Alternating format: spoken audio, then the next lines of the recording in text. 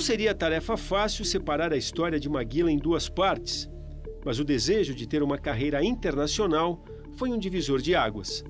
Orientado pelo famoso técnico americano Angelo Dundee e com planos de desafiar os melhores do mundo, Maguila treinava forte, acompanhado de perto por um grande staff. Soa o gongo, começa o combate em Lake Tahoe.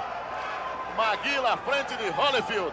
Mas certas escolhas marcariam para sempre a trajetória do boxeador. A luta contra Evander Holyfield Pela esquerda de Maguila. e a tática de combate incentivada pelo treinador de Maguila na noite de 15 de julho de 1989. Maguila sofreu agora um upper perigosíssimo e uma direita violenta. Acabou a luta. Quando ele voltou para o segundo round, o Ângelo falou, vai para cima, e ele já estava com essa ideia, e foi fácil para o Holyfield, né? Ele ficou muito mal, o Maguila. Quando ele viu que podia trocar, ele começou a trocar. E o Maguila trocou porque o outro mandou. Eu estava junto, na cadeira do lado, escutei falar, vai pro pau que você vai ganhar por nocaute. Pô, falava em espanhol até, porque ele falava muito bem espanhol. Pô, quando eu vi isso aí, eu empurrei aqui o Davi Cardoso e falei, pô, tá louco, meu? Como é que vai pro pau? Ganhou bem o primeiro assalto assim, vai levando assim até o quinto, o sexto, aí fica equilibrada a luta. Vai equilibrar. Mas, infelizmente, a palavra dele, para mim, se perguntar, eu falo para você, não foi um bom técnico pro Maguila. Eu tava lá, eu pulava na cadeira quando acabou aquele primeiro assalto, não. Aí, segundo assalto, mudou o jeitão, encurtou mais e aí entrou aquele golpe fatal. E o Maguila ficou ressentido a partir dali, daquele momento. Ele nunca mais foi o mesmo, nunca mais se recuperou. E o boxe nesse ponto é muito cruel, né? Outra grande esquerda, só o gongo. Foi então que, no intervalo do primeiro para o segundo assalto, aconteceu o que o empresário Kiko considera uma traição. Era uma luta que não devia ter feito, o Holyfield era outro padrão, outro nível. Entramos nessa coisa que até hoje a gente não se conforma com esse posicionamento do Dundee. E depois uma certa suspeição dele no corner, de tática. Mandou encostá-lo na hora que talvez não fosse hora de encurtar a distância. Mas ali, ou encurtando ou não, quer dizer, o Holyfield era um lutador superior, era outro padrão e não nos demos bem. O primeiro assalto foi bem, ganhou a luta por pontos no primeiro assalto. No segundo, quem era o técnico dele era o famoso lá, falou, vai pro pau que você vai ganhar por nocaute. Não era isso. Eu estava do lado, não era para falar isso. Tinha que fazer o que ele fez no primeiro, sair correndo, vir para lá e para cá. Então isso tudo é uma história do boxe. Aí eu falei para ele, Adilson, antes dele sair, espera só um pouquinho. Nós estamos aqui há tanto tempo treinando, você fez sua parte, você vai fazer o melhor. Eu vou pedir uma coisa para você. Não vai para cima dele, porque é isso que ele quer. Holyfield, no primeiro assalto, você pegou ele.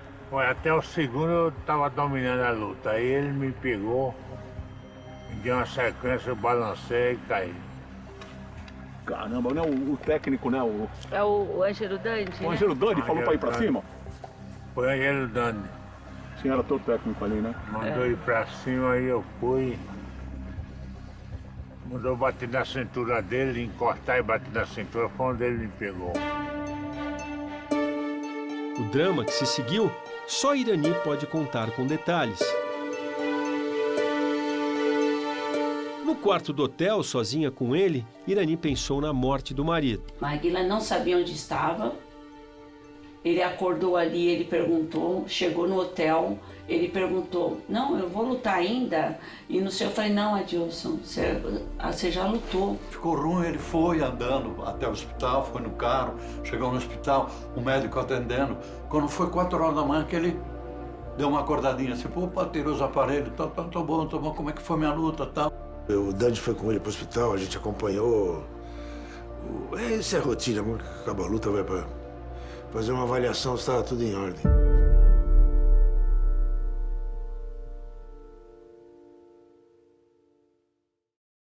O bom senso mandava que a carreira de Maguila terminasse ali. Ou até que sofresse um bom período de descanso, de recesso. O nocaute sofrido, as pernas tremendo, são imagens que não saem da memória de quem viu a cena ou de quem vê o tape da luta. Ele voltou aéreo, ele não sabia se ele estava em algum lugar.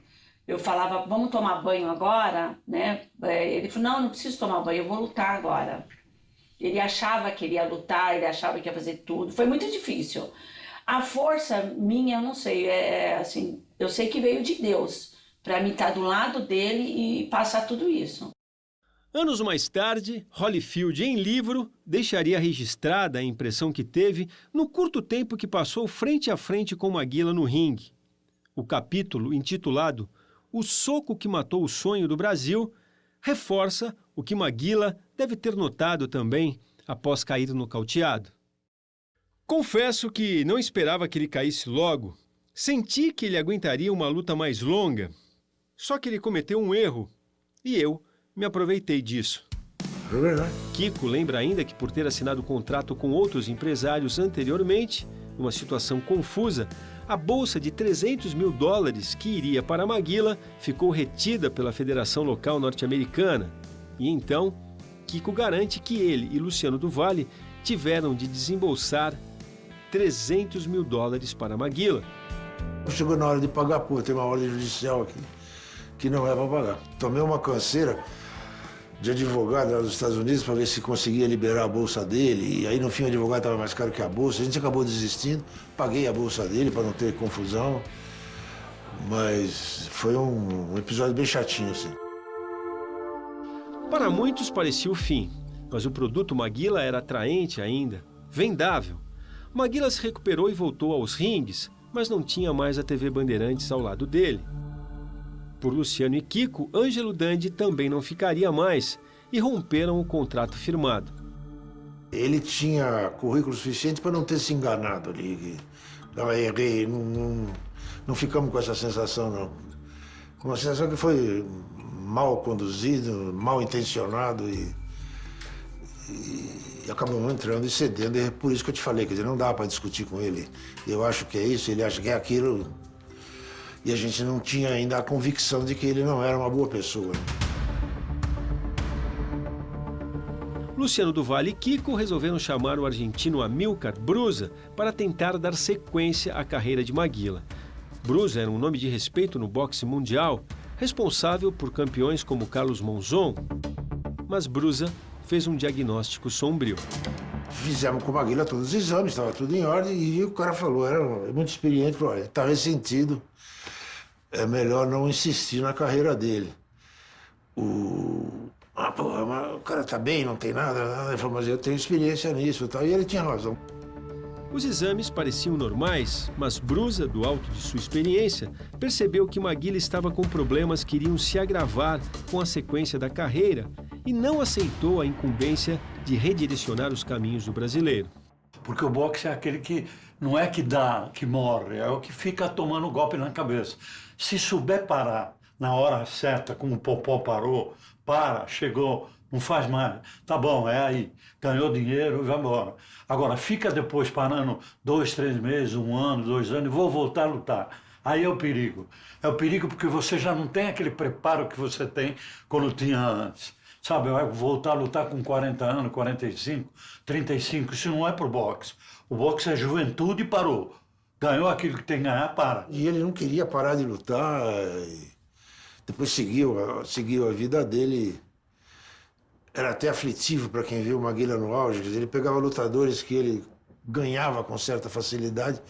Você via que ele já tinha muita dificuldade e ressentia os golpes. Mas faz parte. E a carreira do campeão popular seguiu em frente, sem Kiko e Luciano do Valle. As lutas do Rei do Ibope seriam mostradas a partir de então pelo SBT. Irani conseguiu contato com Guilherme Stoliar. E o diretor do Sistema Brasileiro de Televisão conseguiu as transmissões e um novo patrocinador.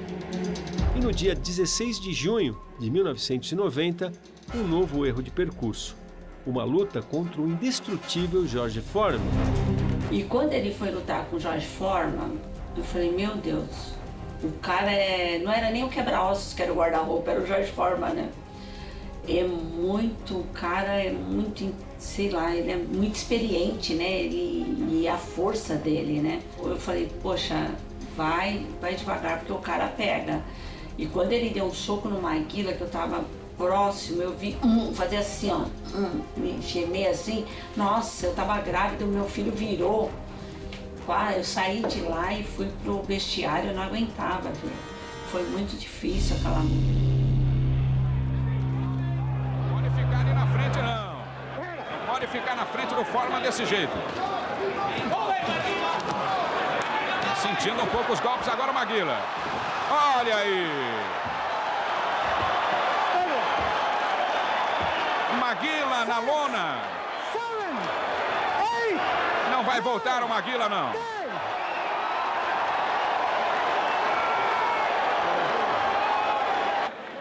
George Foreman nocauteando Adilson Maguila Rodrigues. Você falou, uma carreta, como é que você falou? Parecia um caminhão? Parecia um caminhão. Passando em cima? Passando em cima. O bicho tem a mão muito pesada. É mais pesada que a sua? E muito forte. Mais pesada que a minha e muito forte. E aguentava apanhar. Porra. Ele era um guarda-roupa, né? O Foreman era um guarda-roupa. Deveria ser o fim do espetáculo. Fim do fenômeno dos ringues? Não foi. Adversários mais frágeis foram programados a partir de então. E assim, Maguila seguiu lutando, vencendo, sem as mesmas aspirações, mas não era mais um líder de audiência.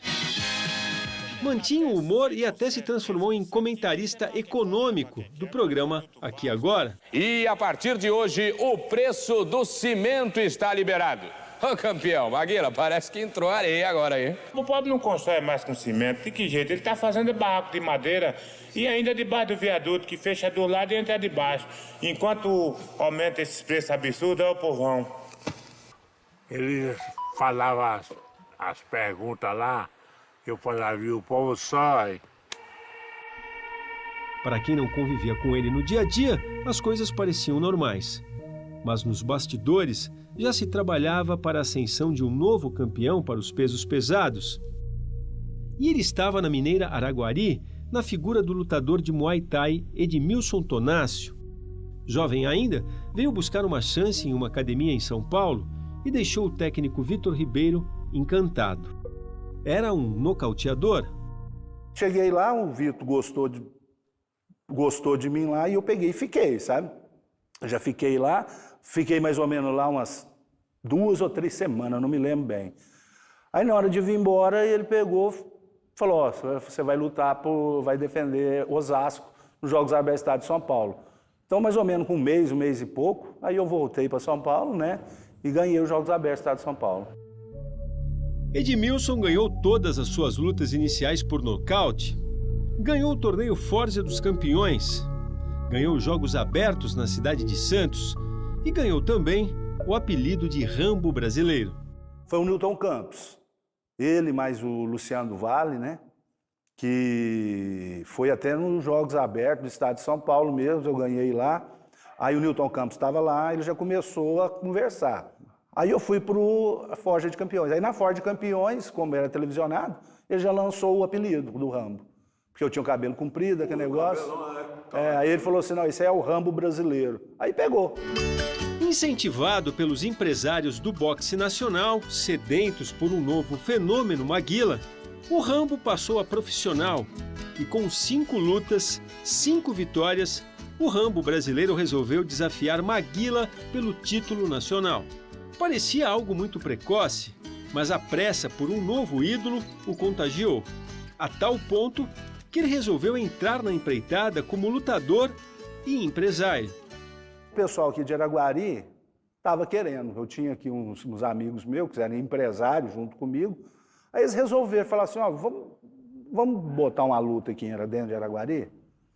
Eu falei, ó, vocês que sabem, para mim não tem problema não. Aí eles foram conversando e chegou no Maguila. Aí o Maguila pegou e falou, ó, eu lutar com você, eu luto. Por $25 mil. Era muito dinheiro. Aí o pessoal ficou meio assim, falou, mas como é que nós vamos fazer? Eu já estava ganhando, falei, vamos botar ele. Vamos botar ele aí, e foi. A sorte minha com esses $25 mil que a gente fez, foi que Araguari foi muito bom, porque só de pagante foram 15 mil pessoas pagantes. Amparado pelo sonho e pelos amigos da cidade, Edmilson se prontificou a encarar o desafio. A luta seria no campo de futebol do Araguari Esporte Clube. Maguila esteve em Araguari para assinar o contrato. E os treinos de Edmilson, que antes eram só na academia, passaram a incluir treinos à la Rocky, o lutador. Ao invés de socar carne como Sylvester Stallone, socava os troncos de bananeiras, façanha que realiza até hoje. Na época, o dinheiro dos empresários de Araguari não chegou na medida prevista. Antes da luta, Maguila disse que só entraria no ringue se recebesse antecipadamente o dinheiro. Mas para completar os 25 mil dólares, Edmilson contava com a arrecadação dos 15 mil ingressos colocados à venda. Só a muito custo conseguiram juntar a quantia e garantir a subida ao ringue do adversário famoso. Maguila pegou e falou, o negócio é o seguinte, se não me pagar os 12 mil, que é o restante, eu não vou pisar no ringue. Aí o pessoal falou, mas acontece que já te pagaram 12 mil, nem ia pagar isso, não precisava, eles fizeram um coquetel e pagou. Mas você tinha que lutar, porque é o dinheiro da bilheteria que vai pagar você. Aí o que aconteceu? O Geraldo da Mulher falou, peraí, como estava fechado o banco do Itaú, ele telefonou para o gerente, foi com a polícia lá, junto com o Maguila, abriu o banco e ele pegou um dinheiro lá e passou para o Maguila, senão não teria a luta. A luta foi transmitida para todo o Brasil pela Record. E durante todo o combate, se ouvia o grito da torcida.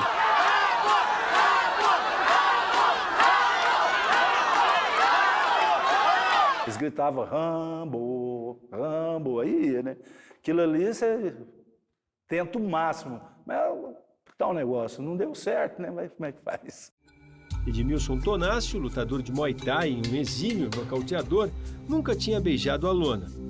E tinha um preparo físico excepcional. Tinha também quase 15 quilos a menos que o adversário. E teve ainda uma chance de vencer o combate, ou ao menos de tentar encurralar o Maguila no terceiro round. É o quinto assalto. Acontece que no quinto assalto, a direita do Maguila entrou firme e forte. Caiu o Rambo! Ponta do queixo. A contagem por parte do Malgado termina o combate em Araguari, Minas Gerais. Não teve jeito. A pancada, quando pega, né? Como eu não tinha experiência nisso. Outro, eu nunca tinha perdido. Nem por pontos, nem por nocaute. Parece que tira o seu chão mesmo, né? Literalmente. Entendeu? É muito ruim. Além do orgulho de ter enfrentado Maguila e de ter organizado um evento histórico para Araguari, o Rambo brasileiro ficou ainda com o trauma de uma derrota e um prêmio de consolação. Para mim, falar a verdade, o pessoal pergunta até hoje. Edmilson, aquela luta lá deu dinheiro para você? Falei, rapaz, para mim sobrou. Eu lembro que eu paguei todo mundo. Avião, hotel, alimentação e mais o pessoal que lutava antes da minha luta preliminar. Paguei tudo. Eu mais os empresários. Foi o Maurício Ramos e o Geraldo da Modern Máquinas. Sobrou para mim um par de Rainha System, que hoje eu acho que não resiste mais. Era uma que tinha uns negocinhos que você botava lá 3 bolinhas. Sobrou um par de tênis para mim. Edmilson continuou a carreira, chegou a lutar fora do Brasil, mas parou logo. Hoje continua com a Academia Pódium de Muay Thai, onde a filha é mestra e guarda as lembranças de uma noite frustrada em que foi o Rambo de Araguari. Aqui dentro de Araguari o pessoal me conhece. Eu estou aqui, já chega um cara que já foi aluno meu antes. Falou, Edmilson, estou trazendo aqui meu filho, estou trazendo aqui meu neto. Toma meu neto aqui para você tomar conta dele. Legal. Aí eu falei, pode deixar aqui que eu tomo conta. Então bom é isso, sabe? Vem Adilson, Maguila Rodrigues. Maguila, depois disso, lutou mais 40 vezes. Já não perseguia grandes façanhas? Ainda assim conquistou o título da Federação Mundial de Boxe contra o britânico Johnny Nelson em 1995. O campeão mundial é Adilson Maguila Aqui no Brasil, não tinha um peso pesado? Não. Então, ele era o único. Então, ele tinha que ser se eu fosse ele, eu teria que mudar. Ele mudar para os Estados Unidos, ele ter ficado lá, ele ter se aperfeiçoado a cada vez mais, não ter pressa, que a hora dele ia chegar. Ele ia ser o Maguila, como ele vai ser. E o brasileiro é assim, o brasileiro ele tem uma memória fraca. Eu falo que aqui no Brasil não tem lugar para perdedor. Claro que se tivesse parado após a luta com Holyfield, não teria alcançado este título. Nem teria o incrível currículo de 85 lutas com 77 vitórias, sendo 61 por nocaute. Acontece que não teria também as consequências causadas pelos golpes sofridos. Afinal, as pancadas não ocorrem apenas nas derrotas, nas lutas. O treino causa muitas lesões. Porque o treinamento do Maguila, o pior da carreira dele, não foi as lutas, foi o treinamento. Isso eu mudaria completamente. Então isso, 20 anos, 10 anos fazendo isso deixa a cabeça na cabeça, isso infelizmente. Paralelamente, as lutas iam sendo realizadas, embora Irani admita que eram desaconselháveis. Algumas coisas diferentes passaram a ocorrer com o comportamento de Maguila. E quando as últimas lutas foram realizadas, Maguila corria o risco iminente de morrer dentro do ringue. Quando ele lutou e ganhou a última luta, que eu parei e falei, eu não vou ser mais empresária, e você não vai mais lutar, ele falou, eu duvido que eu não vou mais lutar. Eu falei, Adilson, você não está bem, porque o médico, a equipe médica que cuidava do Maguila falou, Irani, ou o Maguila para de lutar, ou ele pode morrer no ringue, hein? Ele pode morrer no ringue, ele tá treinando, mas ele pode morrer, o Maguila não tá legal. Então, veio a última, a derradeira. No dia 29 de fevereiro do ano de 2000, o adversário era um rapaz com apenas 3 lutas profissionais. Alto e forte, mas na verdade um cabeleireiro que se destacava mais por suas qualidades com o corte de cabelo afro na Galeria do Rock, no centro de São Paulo. E no início foi difícil assimilar, né? Porque você tem que ter mão dura no ringue, né? E para cortar cabelo é o oposto. Tem que soltar a mão, não pode bater a mão no cabeça do cliente e falar, pô, esse cara... Então eu nem falava que lutava boxe, porque senão eu ia perder todos os meus clientes. Inclusive cortei cabelo de muitas pessoas, personalidade brasileira aqui, o Tommy Tornado, o pessoal da seleção brasileira de basquete, né? Acontece que Daniel Frank tinha uma mágoa muito grande de Maguila, porque ainda jovenzinho tinha ido fazer um treino como sparring e foi surrado pelo campeão. No primeiro round ele já veio para me nocautear. Você sabe quando o cara quer nocautear? E ele veio sentando a mão, e eu saindo e correndo no ringue. No segundo round eu falei, pô, esse cara não quer treinar, meu, ele quer me nocautear, meu, ele não quer treinar. Aí eu parei, no segundo round. Eu falei, não, eu não vou mais fazer luva. E ele falou assim, me xingou pra caramba, me xingou, meu, Salim, puto, me xingou, falou, seu, até perdão, sabe pela palavra, seu B, daquele jeito.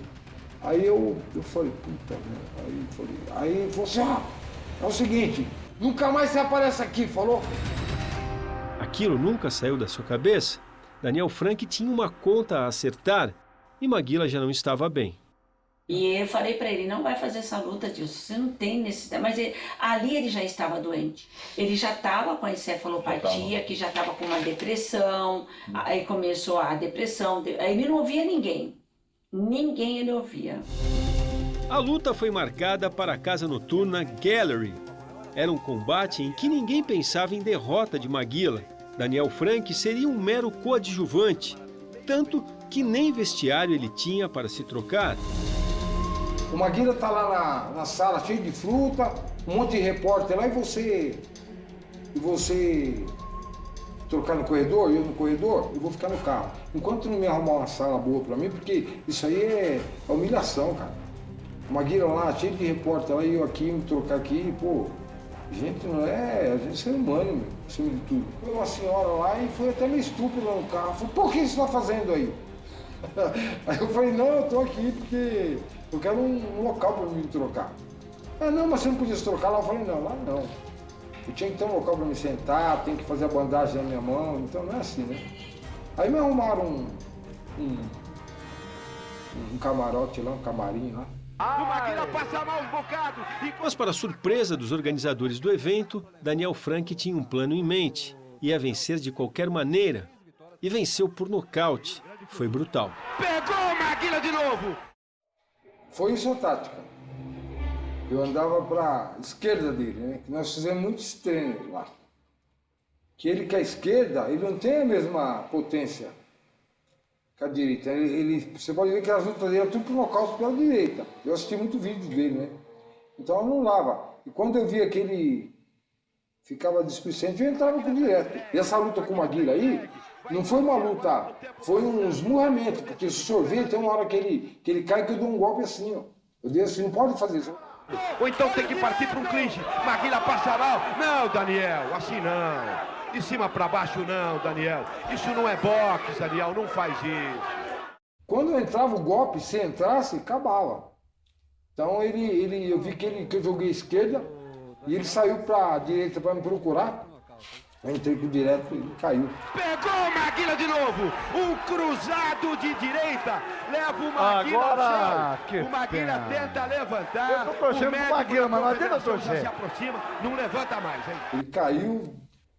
Por mais que eu pegava duro, no cara tinha vários, mas quando eu vi o Maguila no chão, nem eu acreditei. Falei, puta, o Maguila tá no chão. Meu irmão ainda pulou no ringue, pulou lá em cima lá e foi uma festa, viu? Terminou a luta. Vitória por nocaute no quarto assalto de Daniel Frank. Se para Daniel foi um começo, surge aí uma grande novidade. Para Maguila foi o fim. Deveria ter parado antes. Não parou.